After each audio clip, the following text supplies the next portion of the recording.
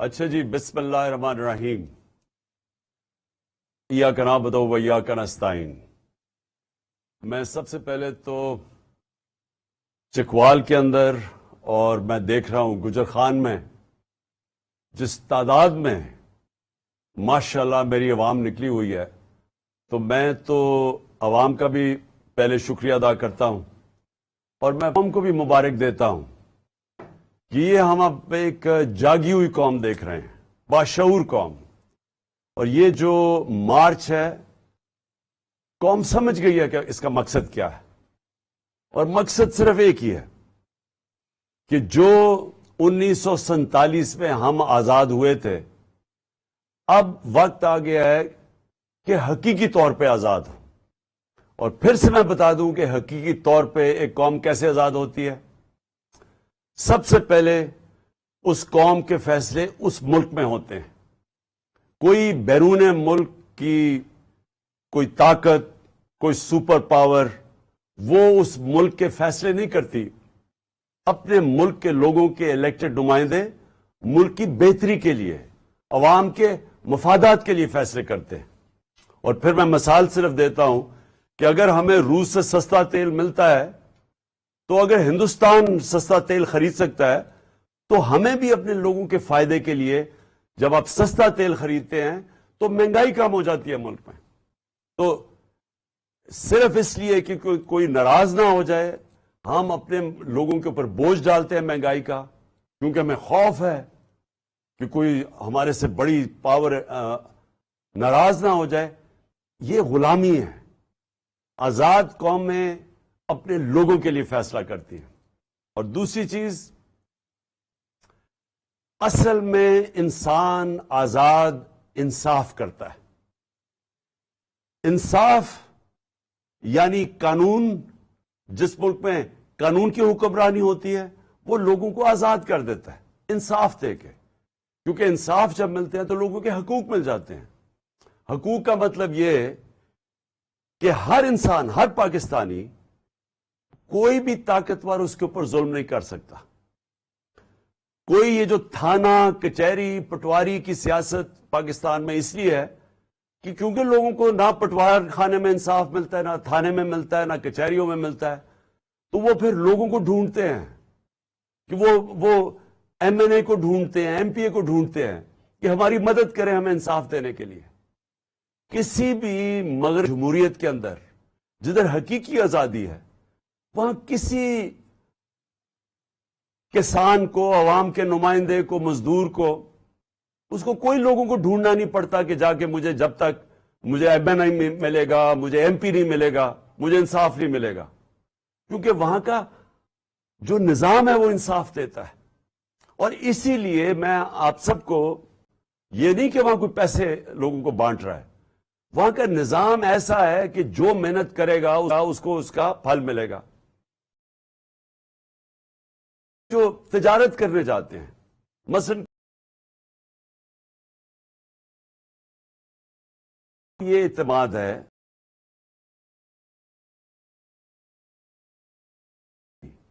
رشوتیں نہیں مانگی جائیں گی،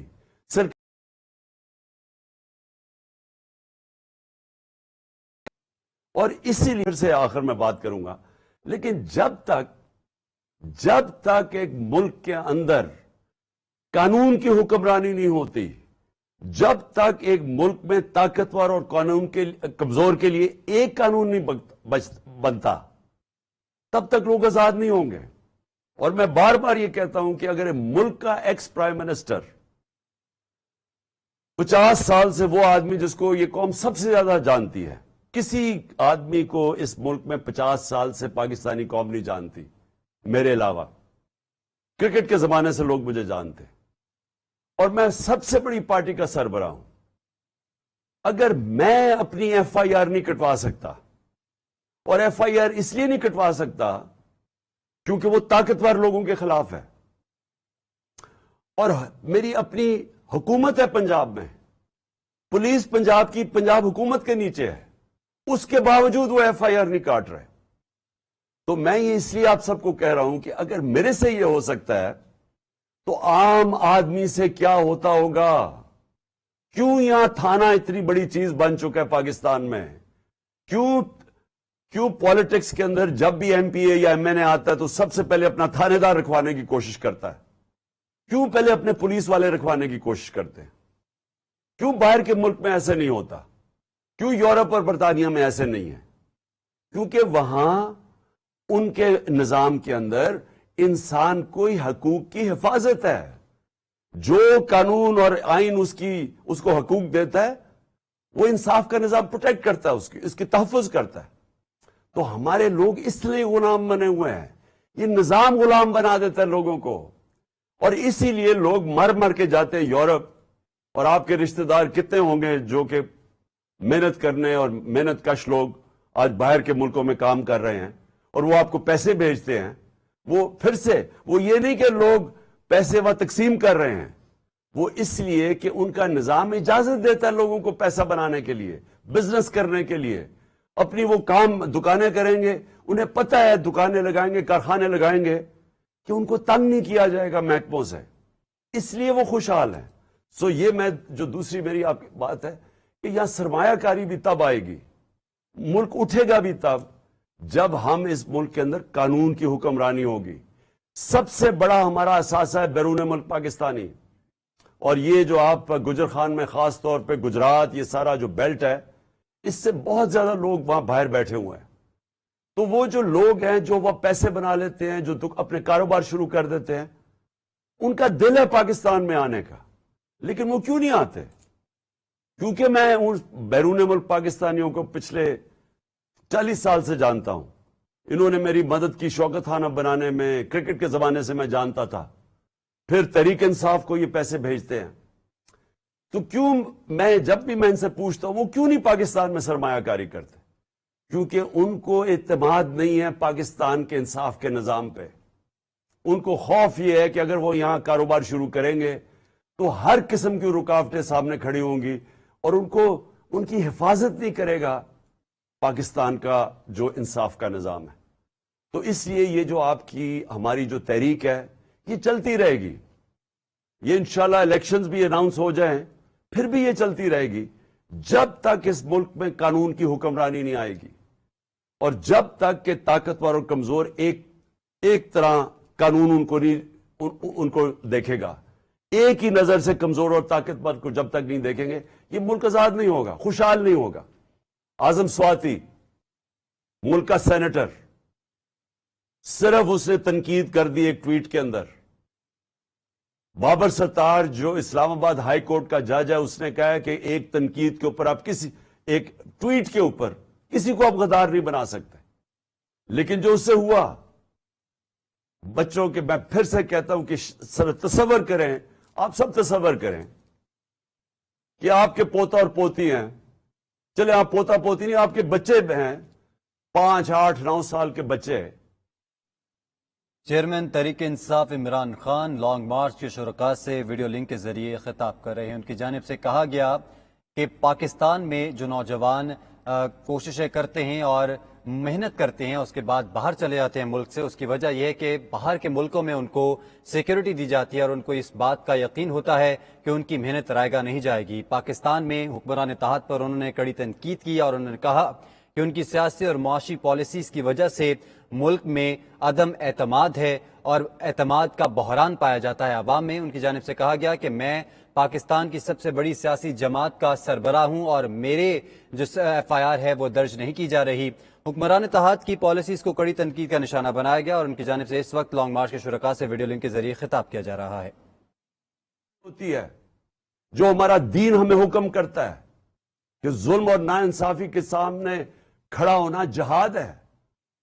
اللہ نے اس کو ایک عبادت کا درجہ دے دیا ہے کہ جب آپ رائے حق کے لیے اور انصاف کے لیے کھڑے ہوتے ہیں تو یہ عبادت میں شامل ہو جاتا ہے, اور اس میں اگر انسان اپنی جان کھوتا ہے تو وہ شہید کرایا جاتا ہے. جس طرح ارشد شریف شہید, اس نے رائے حق پہ کھڑے ہو کے دھمکیوں کے باوجود وہ کھڑا رہا, اس کے اوپر ملک سے بھی باہر جانا پڑا لیکن وہ ہٹا نہیں ہے حق اور سچ سے, اپنی جان دینی پڑ گئی, جان کی قربانی دی اس نے لیکن وہ ہٹا نہیں. تو ہم سب ہماری قوم کے اوپر اب یہ لازم ہے کہ ہم اب ڈیمانڈ کریں کہ ان لوگوں کو انصاف ملے. ایک پاکستان کا نمبر 1 انویسٹیگیٹو صحافی جس کی ضمیر کی کوئی قیمت نہیں تھی, اس سے یہ ہوا ہے, ملک کے سینیٹر سے ہوا ہے, پاکستان کے ایکس پرائم منسٹر سے یہ ہوا ہے. ہمیں اگر انصاف نہیں ملے گا تو باقی کس کو ملے گا اس ملک میں انصاف؟ تو لہٰذا یہ مارچ جو ہے یہ ایک ہم اس کو عبادت سمجھ کے کریں. یہ جہاد ہے, میں اس کو جہاد سمجھتا ہوں. مجھے یہ جس طرح انشاءاللہ میں ٹھیک ہوں گا اور کل میں بتاؤں گا کہ انشاءاللہ میں پنڈی کب آؤں گا اور کس دن. میں چاہتا ہوں سارے پاکستان سے لوگ پنڈی آئیں اور اس میں شرکت کریں ہماری حقیقی آزادی کی مارچ میں. ساری قوم کو پتہ چلے کہ یہ پاکستانی قوم جاگی ہوئی ہے. یہ ظلم اب یہ نہیں برداشت کرے گی کہ جو طاقتور ہو وہ جو مرضی کر دے, وہ چوری کرے, ڈاکے مارے, پیسہ ملک سے باہر لے جائے, لندن کے بڑے بڑے محلوں میں وہ رہے, اس چوری کے پیسے میں جواب بھی نہ دے کہ پیسہ کدھر سے آیا ہے. ٹبر سارا باہر بیٹھ جائے اور وہاں بیٹھ کے پاکستان کے فیصلے کرے اور اپنے کیسز بھی معاف کروا لے. بچارے جیلوں کے اندر چھوٹے بچارے لوگ بھرے ہوئے ہیں, غریب لوگ بھرے ہوئے ہیں جیلوں میں. اور میں نے جو چند دن جیلوں میں گزارے, غریب لوگ تھے سارے وہاں. مجھے کوئی طاقتور ڈاکو وہ جیل میں نہیں نظر آیا, سب غریب لوگ تھے. اور وہ لوگ چوری کریں تو جیل میں. ایک جو میرا کمرہ صاف کرتا تھا ایک قیدی, تو میں اسے پوچھا, میں نے کہا تم نے کیا جرم کیا ہے؟ اس کا جو جرم تھا زیادہ سے زیادہ اس کو 6 مہینے جیل میں گزارنے چاہیے تھے, کیونکہ وہ غریب آدمی ہے. وہ 6 سال جیل میں تھا کیونکہ پوچھنے والا کوئی نہیں عام آدمی کو. کئی دفعہ ایسا ہوا ہے کہ لوگ مر چکے ہیں, جیلوں میں مر چکے, اور بعد میں پتہ چلا بے قصور ہے, اور قصور ان کی غربت یا کمزوری ہے. تو ایک طرف وہ ہے اور ایک طرف اربوں روپے کا ڈاکہ مارو اور باقی ڈیل کرو, اور ڈیل کر کے این آر او لے لو, پہلے جنرل مشرف سے لے لو, اب اس دور میں لے لو, اور بیٹھ کے جناب پھر پاکستان کے فیصلے کرنے شروع کر دو. مجرم اس ملک کے فیصلے کر رہے ہیں. یہ جو نواز شریف بیٹھا ہوا ہے وہاں, سارے ملک کو داؤ پہ لگایا ہوا ہے. سارے ملک کو پتا ہے کہ آج الیکشن کے علاوہ کوئی راستہ نہیں ہے پاکستان کا اس دلدل سے نکلنے کے لیے. اگر ہم اپنے معیشت کو مزید تباہی سے بچانا ہے, سب کو پتا ہے کہ صرف ایک ہی راستہ ہے کہ ایک صاف اور شفاف الیکشن ہو, ایک مضبوط حکومت آئے جو آئے 5 سال کے لیے, اور اس کے بعد ہماری جو معیشت ہے وہ پھر اٹھے گی, کیونکہ لوگوں کو اس وقت اعتماد ہوگا کہ ہم آج پیسہ لگائیں گے تو ہمارا پیسہ 5 سال تک کم از کم ایک حکومت ہے. آج نواز شریف الیکشن کروا نہیں رہا ایک وجہ سے, ملک کی نہیں وہ اس کو فکر, اس کا تو پیسہ ہی باہر پڑا ہے. وہ تو ہمیشہ جب مشکل آتی ہے باہر بھاگ جاتا ہے, لیکن اس لیے نہیں فیصلہ کر رہا کہ اگر وہ الیکشن کروائے گا وہ پٹ جائے گا, اگر وہ الیکشن کروائے گا وہ ہار جائے گا, اس لیے نہیں کروا رہا. اپنی ذات کے لیے اس ملک کو یہ داؤ پہ لگا رہا ہے. اور اس کو پھر سے میں کہتا ہوں کہ جو آدمی کا جینا مرنا پاکستان میں نہیں ہے, جس کا سارا بچے باہر برطانیہ پاسپورٹ لے کے بیٹھے ہوئے ہیں, وہ بیٹا 10 ارب کے گھر میں رہتا ہے 4 محلوں کے اندر جو مریم کے نام پہ ہیں, وہ بتا نہیں سکتے پیسہ کدھر سے آیا. تو وہ لوگ, اب مجھے بتائیں وہ آدمی پاکستان کا فیصلہ کر سکتا ہے؟ کیا اس کو یہ رائٹ ہونا چاہیے کہ الیکشن کب کروائے جائے؟ کیا اس کو یہ حق ملنا چاہیے کہ آرمی چیف کو کس کو بننا چاہیے؟ یہ وہ نواز شریف تھا جس نے اپنی کتاب میں جنرل آصف نواز کے بھائی نے لکھا ہے کہ 92 کے اندر جب یہ پرائم منسٹر تھا, مری کے گورنر ہاؤس کے اندر اس نے BMW کی رشوت دینے کی کوشش کی جنرل آصف نواز کو, جو اس نے مسترد کر دی. یہ کیوں اس نے کیا؟ باقی ان لوگوں کو کیوں نہیں ضرورت کہ ہم اپنے آرمی چیف رکھوائیں یا ہم ان کو رشوت دینے کی کوشش کریں آرمی چیف کو؟ کیونکہ ہم نے اپنی کوئی چوری نہیں بچانی. مجھے کوئی خطرہ نہیں ہے کہ میں نے کوئی غیر قانونی چیزیں کی ہوئی ہیں, مجھے کوئی خطرہ نہیں ہے میری کرپشن کیسز کے اوپر. اس کو خطرہ ہے. اربوں रुपए की चोरी इसने की हुई है, 30 साल से ये कर रहा है, अरबों डॉलर इसके बाहर पड़े हुए हैं। इसको पता है कि ये डरा ये हुआ है कि अगर इमरान खान आ गया तो शायद फिर मेरा एहतसाब शुरू हो जाएगा, इसलिए वो आर्मी चीफ, मैं ये नहीं कहता कि आर्मी चीफ जो भी बनाएगा वो ये करेगा या नहीं, क्योंकि अमूमन ये आर्मी चीफ बनाता है, उसी से लड़ाई हो जाती है प्रेस की, क्योंकि वो आर्मी चीफ तो एक प्रोफेशनल आर्मी का सरबराह है। ये जो उसे चाहता है पंजाब पुलिस का आईजी की तरह बनाना, वो बन नहीं सकता। तो ये इसने आर्मी चीफ से, मैं आज आपको कह रहा हूं, ये कहेगा कि पहले तो इमरान खान को किसी ना किसी तरह फारग करो, किसी तरह भी, ताकि वो इलेक्शन ना लड़े, क्योंकि ये इसने कभी भी, इसको पता ही नहीं है कि न्यूट्रल अंपायर के साथ मैच कैसे खेलते हैं। ये जबखाना के अंदर भी मैं बार बार कह चुका हूं, अपने अंपायर खड़े करके मैच खेलता था। तो इसने कहना पहले तो इसको हटाओ क्योंकि ये मुकाबला नहीं कर सकता, उसके बाद इसने कहना मेरे सारे करप्शन केस खत्म करो, ये दूसरी इसने चीज कहनी है। और तीसरी, इसने पूरे अपने हर किस्म का इलेक्शन कमीशन तो पहले ही इसका है, तो इसने उन सबको अपने, जब तक इसे ये नहीं पता चलेगा कि इलेक्शन जीत नहीं जाएगा, इसने इलेक्शन नहीं करवाने। अब मुश्किल क्या है कि पाकिस्तान नीचे जा रहा है, हम बड़ी तेजी से नीचे जा रहे हैं। मैं कल भी आपको कहा, मैं आज भी आपको कह रहा हूं कि हम जब थे 5% थी पाकिस्तान का रिस्क या खतरा कि हम अपने कर्जे वापस नहीं कर सकते। ये मार्च अप्रैल में पाकिस्तान की जो रिस्क थी वो 5% थी, ये सिर्फ 5% चांस थी कि पाकिस्तान कर्जे वापस नहीं कर सकता। आज 80% है, आज 80% चांस है। और ये कौन फैसला कर रही है? बाहर की दुनिया फैसला कर रही है, ये बाहर के फाइनेंस मार्केट्स फैसला कर रही है, ये हम नहीं कर रहे। बाहर जो फाइनेंस की दुनिया बैठी हुई है वो अब ये कहती है कि 80% चांस है पाकिस्तान कर्जे वापस नहीं कर सकता। ये समझ जाए कि इसका मतलब क्या है। और मैं कल भी बताया, मैं आज भी बता रहा हूं, इसका मतलब यह है कि कोई बाहर से सरमायाकारी नहीं करेगा पाकिस्तान में, कोई बाहर से इन्वेस्टमेंट नहीं लेके आएगा पाकिस्तान में, और कोई बाहर से कमर्शियल बैंक पाकिस्तान को कर्जे नहीं देगा। तो कैसे अब पाकिस्तान का जो डॉलर गैप है, यानी हमारे पास खसारा है बहुत बड़ा, हम कैसे ये पूरा करेंगे, कैसे अपनी कर्जों की किस्तें देंगे? और अगर हम ये नहीं दे सकते तो आगे जो आज हालात है ना, आज इनके दौर में 50% 50 साल में सबसे ज्यादा महंगाई हुई है। हमारे और इनके दौर में महंगाई दुगनी हो गई है। लेकिन जो तब, अगर आप पाकिस्तान खुदा ना खास्ता अपने कर्जे वापस ना कर सका, तो वो ये आप सोच ही नहीं सकते कि किधर जाएगा, रुपया कितना गिरेगा, महंगाई कितनी होगी, बेरोजगारी क्या होगी, पाकिस्तान के हालात क्या होंगे, क्या वो कोई कंट्रोल भी कर सकेगा? और ये सारे को, जो भी इकोनॉमिस्ट है पाकिस्तान में, जो माहिरीन है माइशत के, सबको पता ही है।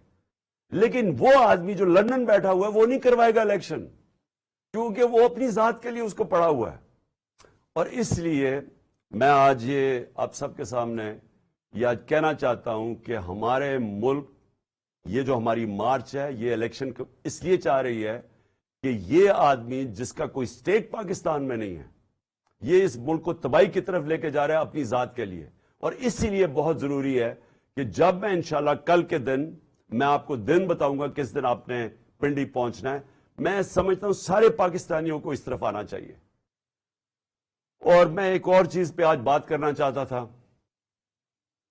6 हमारे पुलिस वाले कल शहीद हुए हैं दहशतगर्दी में, और हम देख रहे हैं कि जब से ये हुकूमत आई है दहशतगर्दी बढ़नी शुरू हो गई है। हम ये देख रहे हैं कि अफगानिस्तान में जब वो हुकूमत आई है, हमारे जमाने में तो वो हुकूमत थी अफगानिस्तान में जो कि हमारे खिलाफ थी, प्रो हिंदुस्तान थी। आज वो हुकूमत आई है तालिबान की जो कि पाकिस्तान के खिलाफ नहीं है, और उनसे हमारे ताल्लुकात अच्छे हो सकते हैं कि हम जो पहले अफगानिस्तान से दहशतगर्दी आती थी, इस हुकूमत के होते हुए हमें असूलन तो हमें अब अफगानिस्तान से दहशतगर्दी आनी नहीं चाहिए। लेकिन हुआ क्या है, जब से ये आए हैं पाकिस्तान, पहले तो स्वात के अंदर हमने देखा कि वहां एक पब्लिक सड़कों पे निकलाई, उनको खौफ आना शुरू हो गया कि फिर वो पुराने जमाने की तरह वहां हालात बिगड़ रहे हैं। اور پھر ہم دیکھنا شروع ہو گئے کہ دہشت گردی بڑھنی شروع ہو گئی ہے. اور اس حکومت کو پاس یہ سوچ ہی نہیں ہے, ان کے پاس ٹائم ہی نہیں ہے ان چیزوں کا سوچنا. نہ یہ معیشت کو سوچ سکتے ہیں, وہ تباہ ہو رہی ہے, نہ یہ سوچ سکتے ہیں کہ ملک کی سیکیورٹی کو کیا کرنا ہے, نہ ان کی فورن پالیسی کا پتہ ہے کیا کرنا ہے. صرف مقصد ہے کہ ہمارے کرپشن کیسز ختم ہو اور کسی طرح تحریک انصاف کو ختم کیا جائے. یہ صرف ان کی پرائیورٹی ہے. تو آج یہ لمحہ فکر ہے ہم سب کے لیے, اور خاص طور پہ پختونخوا جدھر انہوں نے لوگوں نے بڑی قربانی دی.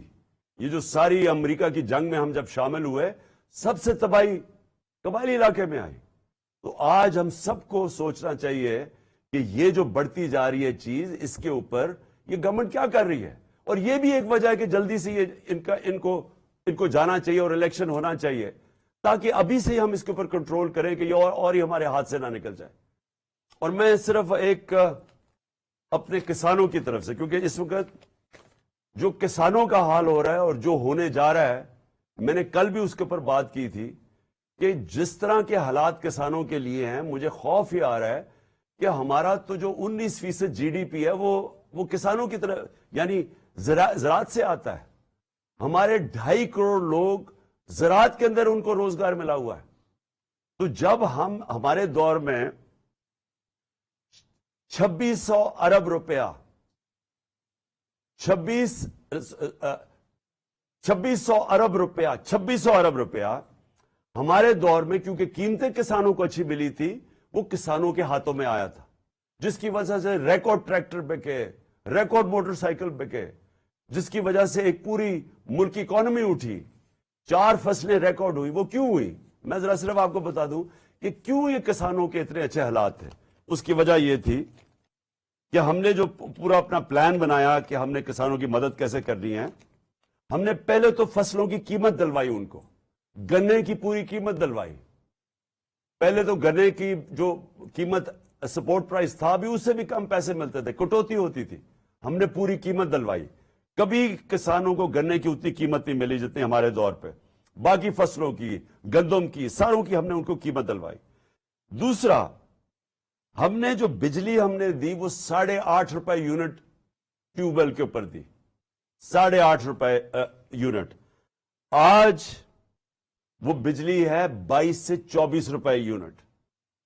تو کسانوں کو میں ذرا بتا رہا ہوں کہ ہم نے کیسے ان کی مدد کی, جس کی وجہ سے ریکارڈ پیداوار ہمارے ٹائم پہ ہوئی. ہمارے زمانے میں ہم نے جو ڈی اے پی کا جو کھاد ہے, اس کو ہم نے 1500 روپے پہ رکھا, ہم نے سبسڈائز کیا. ہم نے جو چون جو کسان استعمال کرتا ہے مشینیں, چون کے اوپر سبسڈی دی ہم نے. اور ہم نے پھر جو کسانوں جو گنے والے کسان تھے, ہم نے ٹائم پہ, ہم نے 10 نومبر کے اوپر ان کی کرشنگ سیزن شروع کروایا. ہم نے ملوں کے اوپر فائن کیا کہ اگر آپ نے 10 نومبر نہ کیا ہم فائن کریں گے, اور ہم نے قیمت دلوائی. تو آج کیا ہو رہا ہے, آپ ذرا تماشا دیکھیں اب کیا ہو رہا ہے. کوئی سبسڈی نہیں ہے اب کھادوں کے اوپر, کوئی بیج کے اوپر, پیسٹیسائڈز پہ اب کوئی سبسڈی ختم کر دیا کسانوں کے لیے. تو ان کے خرچے اور بڑھ گئے ہیں. بجلی میں نے بتایا کہ 22 سے 24 روپے یونٹ پہ پہنچ گئی ہے. کسانوں کو جو ہم نے قرضے دینے شروع کیے تھے, یا سود کے بغیر غریب کسانوں کو یا سستے, وہ سارا ان کے اوپر پوری کوئی سبسڈی نہیں ہے قرضوں پہ. اور جو 1800 ارب روپے کا شہباز شریف نے پیکج دیا ہے, ذرا کسانوں سے پوچھیں کہ وہ سوائے اشتہاروں کے اندر, کیونکہ شہباز شریف کی جو ڈیولپمنٹ ہے وہ صرف اشتہاروں میں ہوتی ہے, ان سے پوچھیں کہ یہ 1800 ارب روپیہ کدھر گیا ہے, پوچھیں کسانوں سے. اور میں آج اپنی پنجاب کی حکومت کو بھی کہنا چاہتا ہوں کہ دیکھیں, میں نے بڑی ڈسٹربنگ ایک چیز پڑھی ہے کہ اب یہ جو شوگر ملز ہیں, انہوں نے کہا کہ وہ جنوری میں جا کے شوگر کرشنگ کریں گی. یعنی جنوری میں اگر شوگر ملز جا کے کرشنگ کریں گی, اور انہوں نے کہا کہ اگر ہم ایکسپورٹ نہ کرنے دی تو ہم جنوری میں کرشنگ کریں گے. یہ کسانوں کا معاشی قتل ہونے جا رہا ہے. پہلے تو وہ گنے کا اس کا جو وزن ہے وہ کم ہو جائے گا, اس کو قیمت کم ملے گی. دوسرا جو سب سے خوفناک چیز ہے کہ اگر وہ کاٹے گا نہیں اپنی فصل گنے کی, تو اس نے تو گندم کے لیے کھیت تیار کرنے ہیں, تو وہ تو دیر ہو جائے گی کہ اس کو گندم بیجنے کے لیے. تو اس سے تو آگے ہمیں اور مزید نقصان ہونے جا رہا ہے. آگے ہی ہماری گندم کا تقریباً 20 لاکھ ٹن کم ہے, تو یہ تو اور مزید نقصان ہوگا. تو میں کہوں گا پنجاب کی گورنمنٹ کو اور باقی فیڈرل گورنمنٹ کو بھی کہ فوری طور پہ سپورٹ پرائس اناؤنس کریں گنے کا, اور فوری طور پہ کرشنگ شروع کریں. ہماری کرشنگ شروع ہو گئی تھی جب ہماری گورنمنٹ تھی 10 تک.